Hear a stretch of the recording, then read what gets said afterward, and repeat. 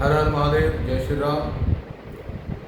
मैं आचार्य विनीत वशिष्ठ पुनः उपस्थित हूँ उस विषय को लेकर के जो बड़ा ही मूल है, गंभीर है, चिंतनीय है, अनुकरणीय है। आज समाज सारा सरकारों के भरोसे बैठा है। सरकार शिक्षा देगी, सरकार करेगी, लेकिन सारी व्यवस्थाएं सरकार के हाथ में नहीं होती। सरकार जिस सिस्टम के तहत चलती है वो अंग्रेजियों की जो सिस्टम है वो भारतीय सिस्टम नहीं है, इसलिए वो उसके हाथ बंधे हुए हैं। समाज को अपने जनरेशन को, आने वाली पीढ़ियों को सुशिक्षित करने के लिए, चरित्रवान बनाने के लिए खड़ा होना होगा। अपने बच्चों को कॉन्वेंट से हटा करके गुरुकुलों में डालने की व्यवस्था करिए, जहाँ निःशुल्क उनको शिक्षा दी जाएगी। जल्द ही हम ऐसी एक व्यवस्था रचने जा रहे हैं। महादेव की कृपा रही तो जल्द ही हम ऐसी रचना रचने में, ऐसी व्यवस्था बनाने में जल्द ही कामयाब होंगे। आप सभी के सपोर्ट की आवश्यकता है, आप सभी के सहयोग की आवश्यकता है। सभी सनातनी भाइयों से मेरा निवेदन है कि कम से कम अपने 14 वर्ष तक के सब बच्चों को गुरुकुलों के अनुरूप आचार्य द्वारा ही शिक्षित कराएं, ताकि वो चरित्रवान बने।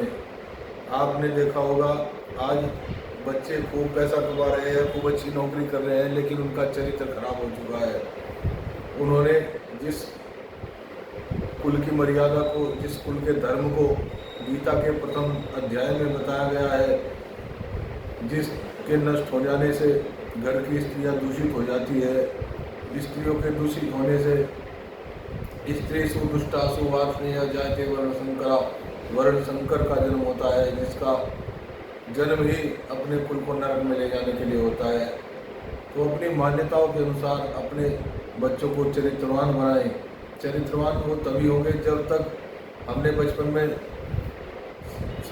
सुना था कि भाई बच्चों का जो मस्तिष्क होता है, बच्चों की जो बुद्धि होती है वो कोरे कागज की तरह होती है। तो 5 वर्ष से 14 वर्ष तक की जो आयु होती है, इसमें ही चरित्र का निर्माण हो सकता है।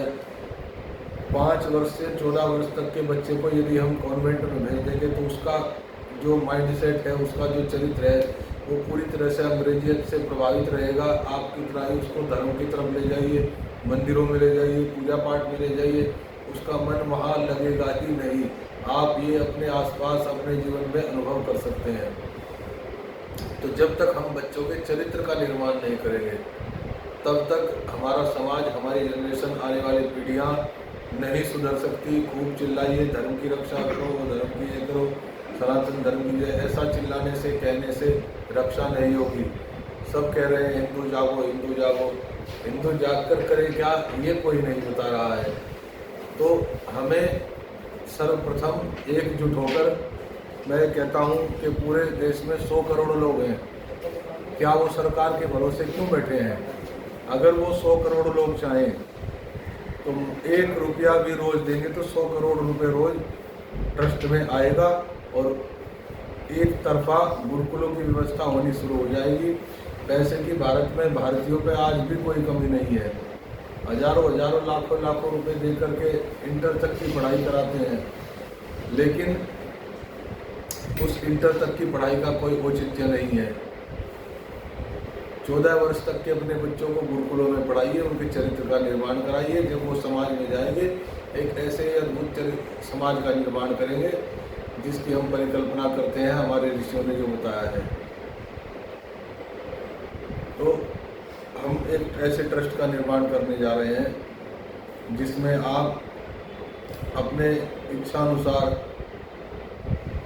कुछ भी सहयोग कर सकते हैं। जल्द ही हम इसका लिंक, इसके सारे प्रारूपों को तैयार करके आपके सामने आएंगे। हमारी इस बात से यदि आप सहमत हैं तो हमें ज़रूर सपोर्ट करें। इस वीडियो को दूर तक शेयर करें। और विशेषतः मैं ब्राह्मणों से कहना चाहूँगा, ब्राह्मण चाहे तो क्या ये समाज पुनः उठ खड़ा नहीं हो सकता? जिस धर्म की रक्षा के लिए लोग लगे हुए हैं, अच्छी बात है, सराहनीय है वो लोग जो धर्म के लिए, रक्षा के लिए लगे हुए हैं, अपना सर्वस्व छोड़ के लगे हुए हैं। लेकिन केवल रक्षात्मक रवैया अपनाने से धर्म की रक्षा नहीं होगी। जैसे नरेंद्र मोदी ने कहा था कि हम डिफेंसिव मोड में हैं, हमें डिफेंसिव मोड से ऑफेंसिव मोड में जाना होगा। धर्म की रक्षा तो करी जाएगी, लेकिन धर्म की अभिवृद्धि कैसे हो, धर्म की प्रचार प्रसार कैसे हो, इस पर भी हमें काम करना होगा। इसके लिए सर्वोत्तम और सर्वश्रेष्ठ उपाय यही है कि जब तक हम, आप विधर्मियों को देखिए, वो सब मदरसों में पढ़ते हैं। क्यों पढ़ते हैं? उन्होंने हमसे ही सीखा है, सब हमारे पूर्वजों से ही सीखा है। हमारे यहाँ गुरुकुलों की शिक्षा होती थी। सबसे पहले एक व्यक्ति के चरित्र का निर्माण होना चाहिए। जब तक व्यक्ति के चरित्र का निर्माण नहीं होता, तब तक वह समाज में कुछ अच्छा नहीं कर पाएगा, केवल स्वार्थपूर्ण जीवन जी पाएगा।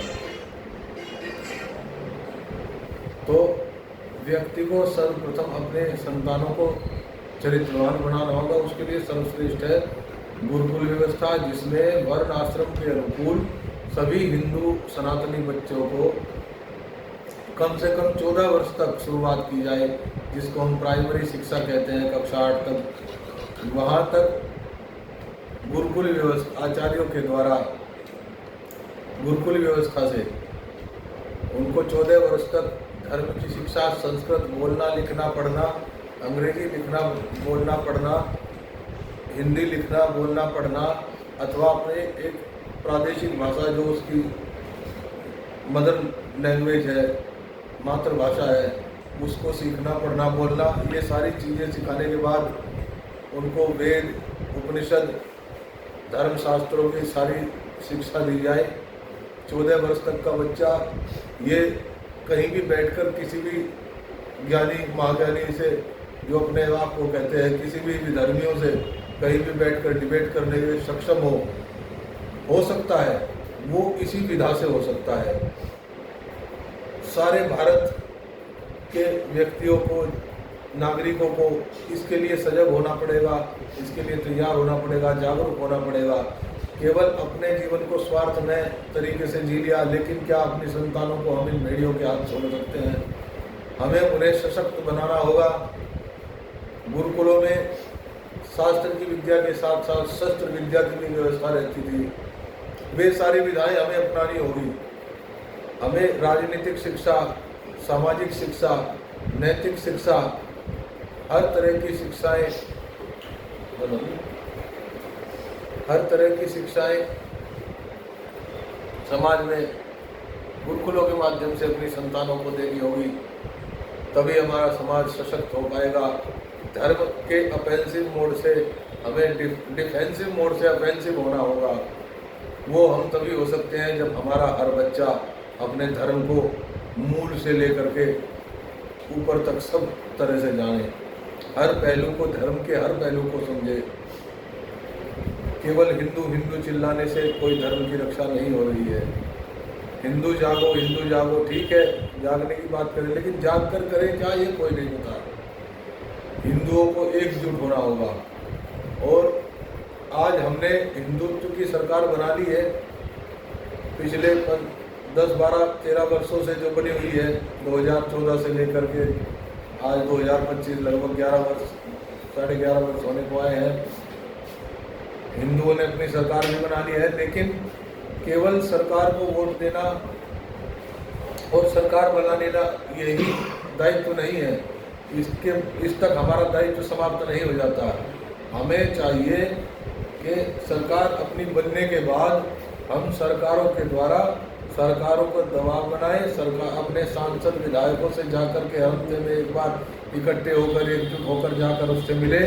धर्म की रक्षा, समाज की रक्षा, राष्ट्र की रक्षा, हमारी जनरेशन की रक्षा कैसे होगी, इस पर कानून बनाने के लिए कहें। जो हमारे सनातन समाज के विरोधी कानून, जिसमें हमारी जाति व्यवस्था है, वर्ण व्यवस्था है, जिसके अनुरूप हमारे रिश्ते होते हैं, हमारी नई जनरेशन चलती है, उस व्यवस्था को जो तोड़ा जा रहा है, जो संविधान के रूप में ऐसे विपरीत कानून बनाए गए हैं, जिसके द्वारा हमारा सामाजिक व्यवस्था टूट रही है।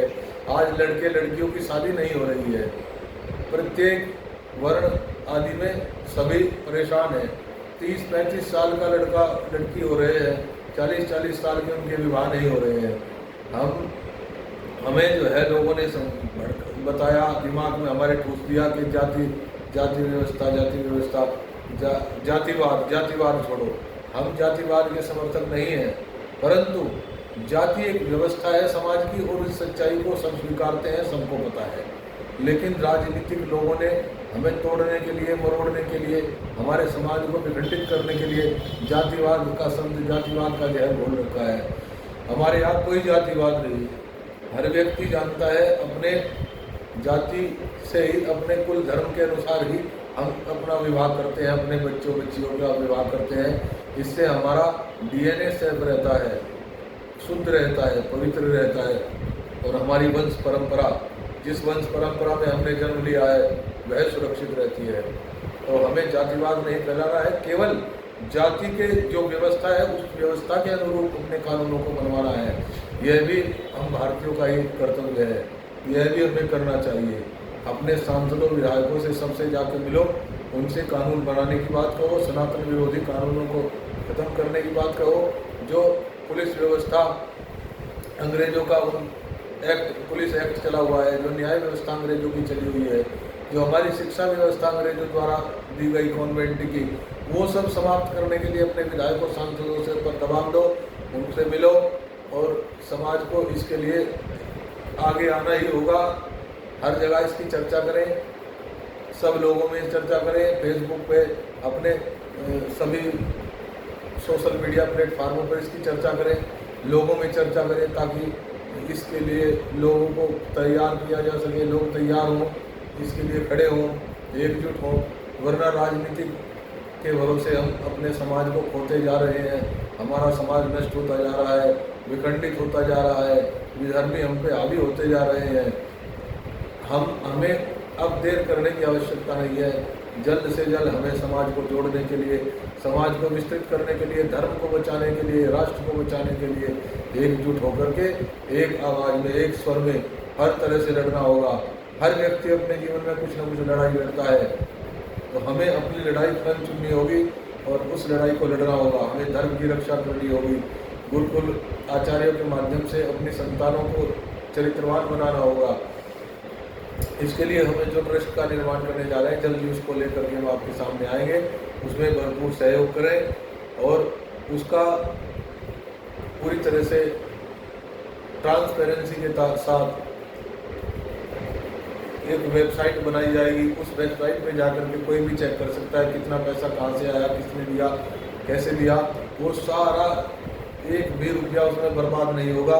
सबसे पहले हम सारे देश के ब्राह्मणों को जोड़ना चाहते हैं। आज ब्राह्मणों ने धर्म की शिक्षा छोड़ दी है। जिन ब्राह्मणों का कर्तव्य था, धर्म का मतलब कर्तव्य, ब्राह्मण कर्तव्य ही यह है कि वह समाज को शिक्षा दीक्षा दे, शिक्षित करे, धर्म की शिक्षा दे, राजनीति की शिक्षा दे और हर तरह की शिक्षा देने का ब्राह्मण का कर्तव्य है। सबसे पहले उन ब्राह्मणों को जो हमसे इतर हो गए हैं अथवा धर्म की शिक्षा से इतर हो गए हैं, ये नहीं कहते कि भाई ब्राह्मण बिजनेस करना छोड़ दो या नौकरी करना छोड़ दो, ठीक है वो करें, लेकिन अपने धर्म की शिक्षा, अपने द्विज कर्म जो हमें ब्राह्मण शरीर हमें भगवान ने दिया है, उस शरीर के अनुरूप हम धर्म को जाने, कम से कम संध्या वंदन करें, गायत्री जप करें सुबह शाम, ताकि हमारी संतानें, हमारा मस्तिष्क, हमारा विचारधारा ये सब शुद्ध बनी रहे, ईश्वर की ओर झुकी रहे, बनी रहे, ताकि हमारी संतानों में दुष्प्रवृत्ति पैदा ना हो, उनका चरित्र हनन ना हो। और हम देखते हैं समाज में सभी का अनुभव है कि कोई कुत्ते बिल्लियों की तरह जो है सब ऐसे ही जी रहे हैं। लेकिन हमें अपने आप को समझना होगा, अपनी सीधी परंपरा को जानना होगा। इसका सर्वोत्तम साधन गुरुकुल ही है। मैं फिर कहता हूँ, गुरुकुलों की व्यवस्था करिए। और इसके लिए यदि कोई कहता है भाई इसके लिए पैसा कहाँ से आएगा, ये कहाँ से आए, देखिए मंदिरों में हर व्यक्ति कितना पैसा जमा करता है। मंदिरों में बिल्डिंग बनाई जा रही है, बिल्डिंगें बनाने से धर्म नहीं बचेगा।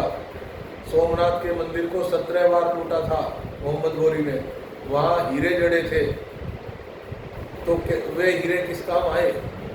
हमें समझना होगा, इतिहास से सीख लेनी होगी कि हमने चूक कहाँ की है और हमें चूक अब कहाँ नहीं करनी चाहिए और किस तरह से हम उस चूक को अपनी सुधार सकते हैं।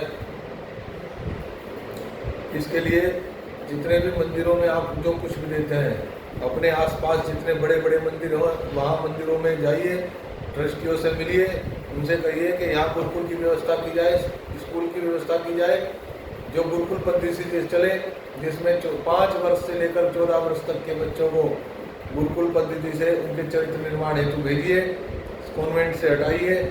और एक बात और, आज हम अपने बच्चों को 2.5 साल का 2-2 साल का 2.5 साल का स्कूलों में भेज रहे हैं, जबकि आज का वर्तमान जिसको तथाकथित आधुनिक गणित विज्ञान कहते हैं, वह भी कहता है कि बच्चे का मस्तिष्क का विकास 5 वर्ष तक होता है। जब तक मस्तिष्क का विकास नहीं होता तब तक वह कुछ सीखने योग्य नहीं होता। हमारे यहाँ शास्त्रों में पहले ही कहा है 5 वर्ष तक खूब लालन पालन उसका होना चाहिए। 5 वर्ष के बाद उसको जो है विद्या के लिए गुरुकुल आदि में भेजना चाहिए। और ये अनुभव हमारा आपका सबका है। गांव में बच्चे रहते थे, सबने देखे, गांव में अथवा शहरों में भी जो बच्चे 5 वर्ष तक उसको स्कूल में नहीं भेजते थे। हम भी 5 वर्ष तक स्कूल में नहीं गए, खूब खेले, खूब सारी बालपन की लीलाएं की। जो बच्चे 5 वर्ष तक इस घर रहते हैं उनके मस्तिष्क का विकास पूर्णतः हो जाता है।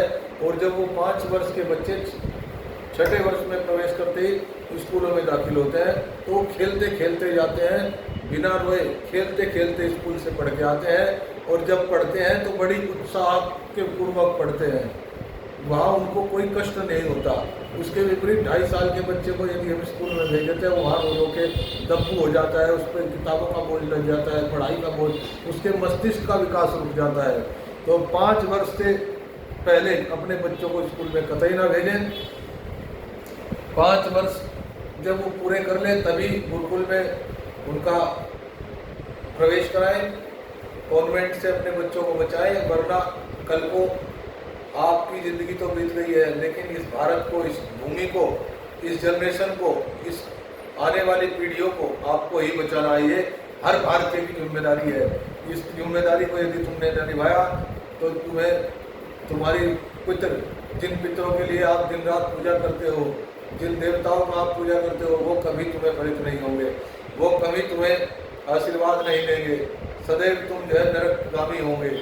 इसलिए हर हिंदू, हर सनातनी को इस बात को समझना चाहिए।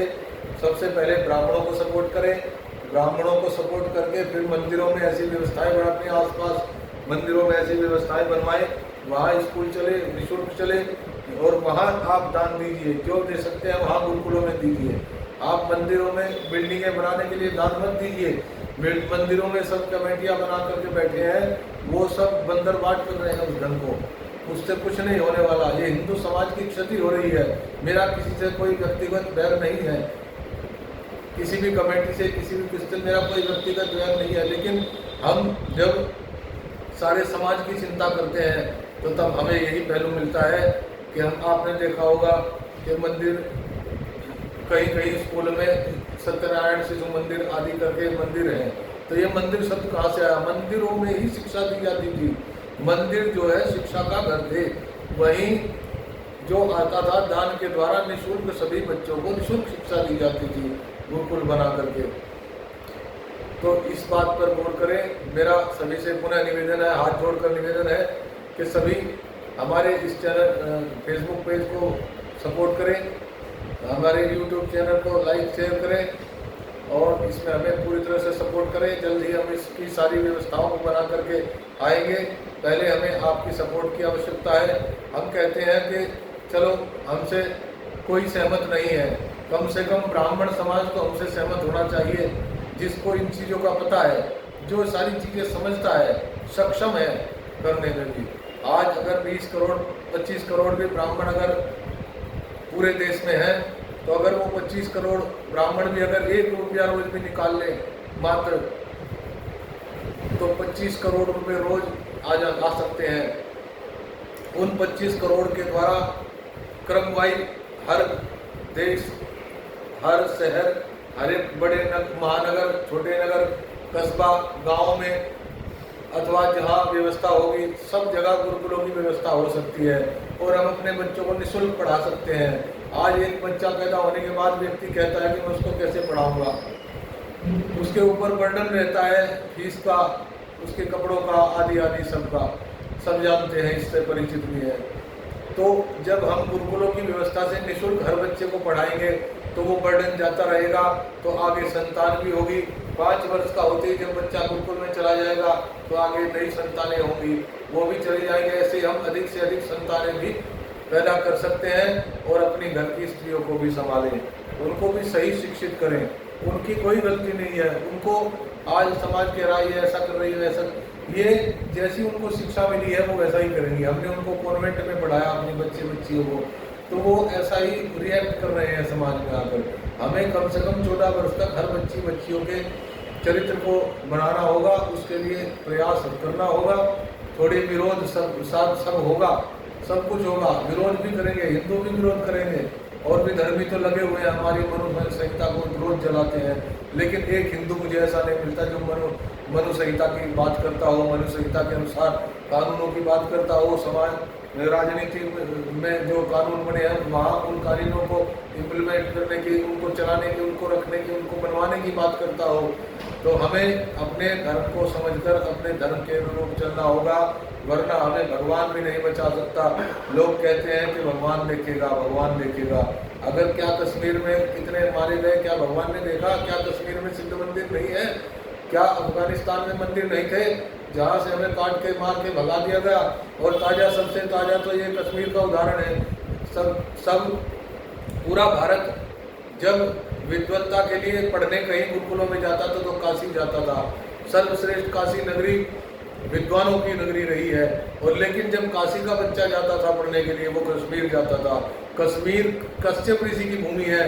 कश्मीर वो भूमि है जहाँ सरस्वती का जन्म स्थान है, जहाँ सरस्वती माँ की विशेष कृपा है। जब उस कश्मीर से हमें भगा दिया गया, मार काट के इसी समय में भगा दिया गया, तब हमें विचार करना चाहिए कि भगवान सहयोग नहीं करता। भगवान अगर सहयोग कर, वो दूसरे ढंग से करता है आंतरिक, लेकिन कर्म करने के लिए उसने हमें ही छोड़ा है। कर्म तुम्हें ही करना होगा।